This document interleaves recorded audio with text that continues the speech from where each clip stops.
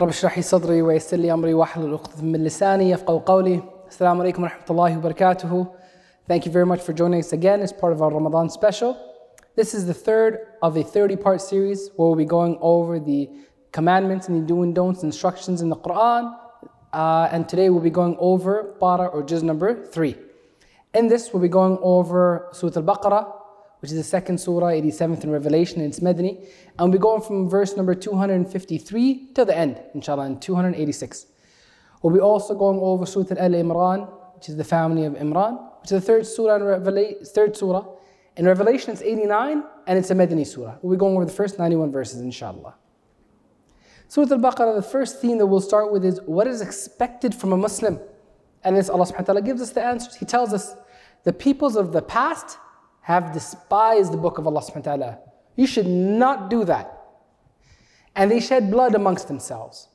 All of your belongings are given to you by Allah. So spend in the path of Allah subhanahu wa ta'ala before the time comes when there will be no trade, buying or selling, no intercession that will work, and there will be no friendship that will be useful. Never forget that you're under the complete supervision of Allah subhanahu wa ta'ala at every moment. He does not fall asleep, and his eyes do not even blink. Hold fast to the strong rope of Allah. Never bow down to anyone except to Allah subhanahu wa ta'ala. Believe in Allah and make Allah subhanahu wa ta'ala your friend. Run away from the darkness and love the light, the nur. Believe in the power of Allah subhanahu wa ta'ala. Allah is the one who kills and the one who will make them alive. So never in doubt, and do not allow hopelessness or despair to come near you. Spend in the path of Allah subhanahu wa ta'ala. Do not show off kindness and boastfulness by spending, and do not hurt the hearts of others. If you don't have anything to give, then say a sweet word from your heart or apologize to them. Do not waste your spending by hurting the hearts of others and being boastful to them. Spend for the pleasure of Allah subhanahu wa ta'ala, and keep your companions steadfast. Spend good and of pure wealth. Do not include or spend bad things and useless things in the path of Allah subhanahu wa ta'ala, which you will not accept yourselves. Remember, shaitan threatens you with hardship and prepares you for immortality. But do not be deceived by shaitan. Don't be deceived by him. Seek Allah subhanahu wa ta'ala's help. Allah promises forgiveness and bounty, and Allah bestows on those who do justice. Allah rewards them with a wealth of wisdom. And at the time of spending, look for those who are besieged and compelled. They're in need, but their selfishness does not allow them to reach out for begging.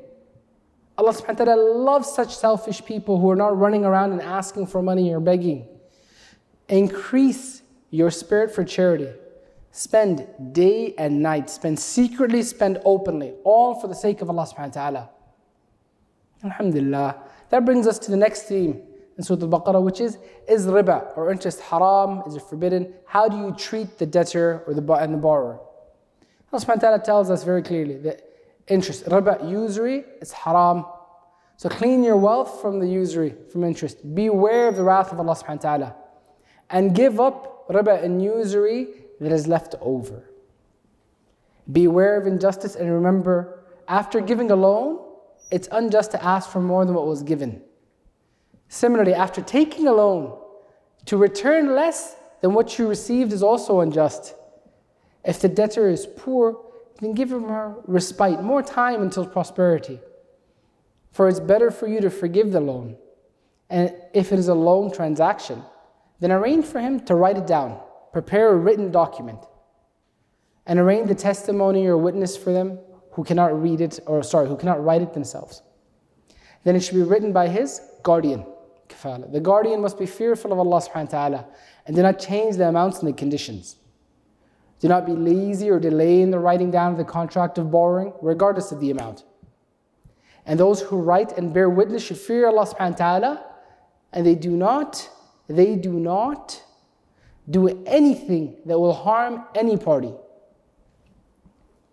And there's 2 men, or 1 man and 2 women can be a witness of the contract. Do not hide your testimony, otherwise your heart will be full of sins. That's the theme of whether usury is allowed and how to treat the debtors and borrowers. The next theme, which is in the next surah, Surah Al-Imran, and it talks about the capabilities, or to put your fullest power and the capabilities in spreading Allah subhanahu wa ta'ala's message. In this, Allah subhanahu wa ta'ala tells us, take care of the purity of the deed and take care of the purity of the heart. Remember that Allah subhanahu wa ta'ala knows best what's in your heart and what is evident in your deeds. Allah will check if you've used all of your powers and abilities in preaching and spreading the religion of Islam. At the same time, keep on praying to Allah subhanahu wa ta'ala for help. Believe in all of the commandments of Allah, seek refuge in Allah from the bottom of your heart, and seek refuge in Allah from women, children, gold, silver, horses, cattle, fields.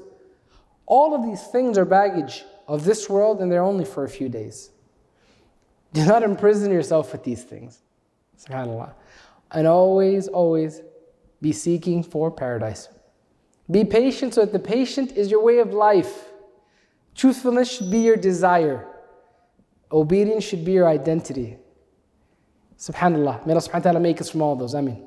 Allah subhanahu wa ta'ala also tells us that spending in the way of Allah should be your attribute, and asking for forgiveness in the last watch of the night becomes your habit. SubhanAllah. Now with that, the second theme that we get into Surah Al-Imran, which are the big crimes, and comparing that with the power of Allah. Allah subhanahu wa ta'ala tells us that it's a great crime to deny and kill the prophets, and their deeds will be destroyed in both worlds. And it's a great crime to kill those who preach justice and righteousness. Glory be to Allah. Allah subhanahu wa ta'ala gives power to whom He wills and takes power from whom He wills. Allah subhanahu wa ta'ala gives honors and respect to whom He wills and disgraces whom He wills. All good in Allah subhanahu wa ta'ala's hands. And to whom Allah wishes, He rewards him without limit, without any count. Since now you have faith in Allah subhanahu wa ta'ala, so do not be a friend of those who disbelieve in Allah, and be aware of them in every way. The next theme in Surah Al-Imran is those who love Allah, what should they do? Allah subhanahu wa ta'ala tells you, you love Allah, so follow the Prophet. Allah will love you in every way of life. Obey Allah and His Messenger in every matter, every item. Then Allah subhanahu wa ta'ala will make you as Allah's friend. Take advice from the mother of Maryam concerning your children, how she devoted herself to Allah subhanahu wa ta'ala before she was born. And after she was born, she wished that she would be safe from the devil, from shaitan. May the children of this girl be protected from the devil. That's what the mother of Maryam said. Allah subhanahu wa ta'ala also tells us, learn a lesson from the incident of Zakaria.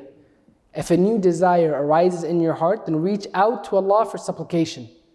Do not see that the reasons are favorable or contrary to Allah, for Allah can do whatever Allah wants, and the blessings of Allah. Remember Allah subhanahu wa ta'ala well.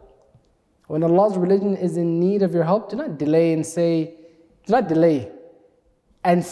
we are Allah's helpers. Do not delay in believing in Allah's books and following the Messenger. Stand in the rank of those who bear witness to Allah and worship none but Allah. Do not associate anyone with Allah, and do not take anyone beside Allah as your Rabb. Do not compromise on these principles and invite others to follow on the same principles. SubhanAllah. With that, we come into the next theme in Surah Al-Imran, which is, again, sounds like a reminder, and there are many reminders in the Qur'an, which it says, follow the path of Ibrahim alayhi salatu wassalam. Here Allah subhanahu wa ta'ala tells us that Ibrahim was one and the same to Allah. He was very obedient to Allah subhanahu wa ta'ala. We're told to follow the path of Ibrahim alayhi salatu wassalam. All the other ways and paths will lead to astray. So be aware of this important point. Do not be dishonest. Fulfill the covenant of Allah. Be aware of the wrath and punishment of Allah subhanahu wa ta'ala, and do not bargain with the oaths and commandments with Allah. This is a grievous crime in the sight of Allah subhanahu wa ta'ala. Do not take anyone other than Allah subhanahu wa ta'ala as your Rabb, not even the angels and not the prophets. Believe in the Prophet from the bottom of your heart and go forward for the help of the Messenger. Disbelief is a big crime that if they give a donation to Allah subhanahu wa ta'ala equal to the earth, made of gold, even then it would not be accepted. Alhamdulillah. With that, we have finished the third juz and third para of the Quran. Jazakallahu khairan. Thank you very much for joining us. We look forward to seeing you again on part number 4. With that, Assalamu alaikum wa rahmatullahi wa barakatuhu.